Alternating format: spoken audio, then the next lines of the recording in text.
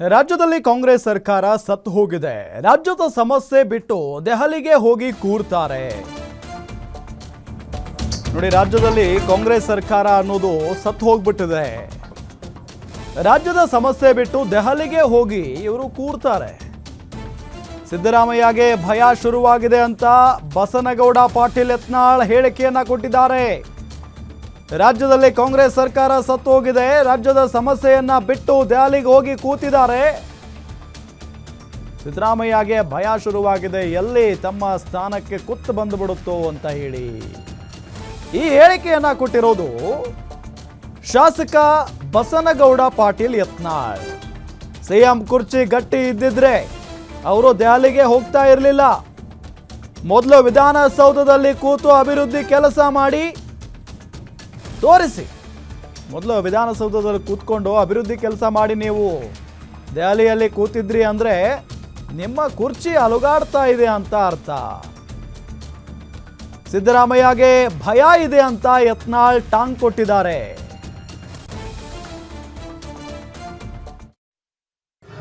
BJP ಏನು ಕೆಲಸ ಇಲ್ಲ, ಅವ್ರ ಜಗಳ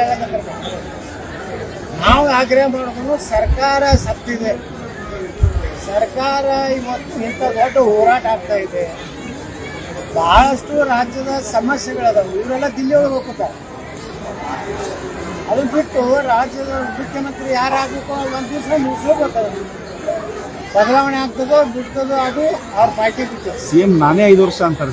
ನೀವೇ 5 ವರ್ಷ ಅಂದ್ರೆ ದಿಲ್ಲಿಗೆ ಹಾಕೋತೀರಿ, ಬರ್ರಿ ಬೆಂಗಳೂರಿಗೆ. ನೀವೇ 5 ವರ್ಷ ತಿಳ್ಕೊಳಕತ್ತಿರಲ್ಲ. ಡಿ ಕೆ ಶಿವಕುಮಾರ್ 2-3 MLA ಅಷ್ಟೇ ಸಪೋರ್ಟ್ ಅದ, ನೀವೇ ಹೇಳಕತ್ತಿರಲ್ಲ.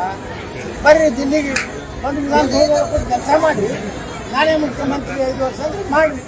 ನಿಮ್ಗೆ ಯಾವ ಮಗ ಬೇಡ ನನಗೆ, ನಿಮ್ಗೆ ಯಾರು ಬೇಡ ಅಂತಾರ? ಯಾರೂ ಇಲ್ಲ. ಅಂದ್ರೆ ನೀವು ಅಲ್ಲಿ ಕೂತೀರಿ ದಿಲ್ಲಿ ಒಳಗಂದ್ರೆ ನಿಮ್ಮ ಕುರ್ಚಿ ಅಳಗಾಡ್ಲಕತ್ತಿರ ಅಂತ ನಿಮ್ಗೇನೋ ಭಯ ಐತಿ.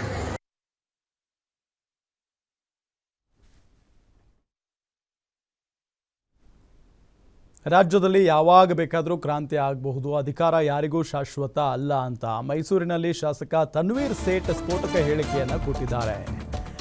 ಈ ಕ್ರಾಂತಿ ಸೆಪ್ಟೆಂಬರ್ ಕ್ರಾಂತಿ ವಿಚಾರ ಇದೆಯಲ್ಲ, ಇದು ಬಹಳ ಕಾಂಗ್ರೆಸ್ ನಾಯಕರಿಂದಲೇ ಕೇಳಿ ಬರ್ತಾ ಇರುವಂಥ ಮಾತು. ವಿರೋಧ ಪಕ್ಷಗಳು ಹೇಳ್ತಾ ಇಲ್ಲ ಇದನ್ನು, BJP ಮತ್ತು JDS ಸ್ವಪಕ್ಷದ ನಾಯಕರುಗಳು ಪದೇ ಪದೇ ಹೇಳ್ತಾ ಇದ್ದಾರೆ. ಮೊದಲು KN ರಾಜಣ್ಣ, ಈಗ ತನ್ವೀರ್ ಸೇಠ್. ಸಿದ್ದರಾಮಯ್ಯ ಎಲ್ಲಿವರೆಗೆ CM ಆಗಿರ್ತಾರೋ ಅಲ್ಲಿಯವರೆಗೂ ನಮ್ಮ ಮುಖ್ಯಮಂತ್ರಿಗಳು. ಸಿದ್ದರಾಮಯ್ಯನವರು ಎಲ್ಲಿವರೆಗೂ CM ಆಗಿರ್ತಾರೋ ಅಲ್ಲಿವರೆಗೂ ನಮ್ಮ ಮುಖ್ಯಮಂತ್ರಿಗಳು. ಬದಲಾವಣೆ ಇಲ್ಲ ಅಂತ ಎಲ್ಲೂ ಇಲ್ಲ. ಅಧಿಕಾರ ಬದಲಾವಣೆ ಸೂತ್ರ ನಮಗೆ ಗೊತ್ತಿಲ್ಲ. ವರಿಷ್ಠರ ತೀರ್ಮಾನಕ್ಕೆ ನಾವು ಬದ್ಧ ಅಂತ ತನ್ವೀರ್ ಸೇಠ್ ಹೇಳಿಕೆಯನ್ನ ಕೊಟ್ಟಿದ್ದಾರೆ.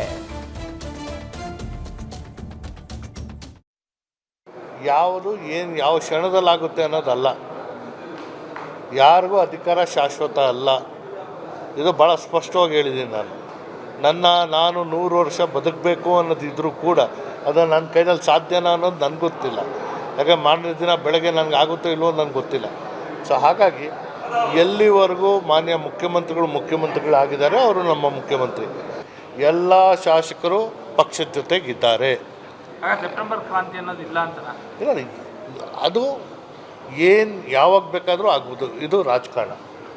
ಹಾಗಾಗಿ ನಾವು ಹೇಳುವಂಥದ್ದು ಕಾಂಗ್ರೆಸ್ ಸರ್ಕಾರ ಇದೆ, ಸಮಗ್ರವಾಗಿ 5 ವರ್ಷ ಸುಭದ್ರವಾದಂಥ ಸರ್ಕಾರ, ಜನರ ಆಸೆಗಳಿಗೆ ಸ್ಪಂದಿಸುವಂಥ ಸರ್ಕಾರ.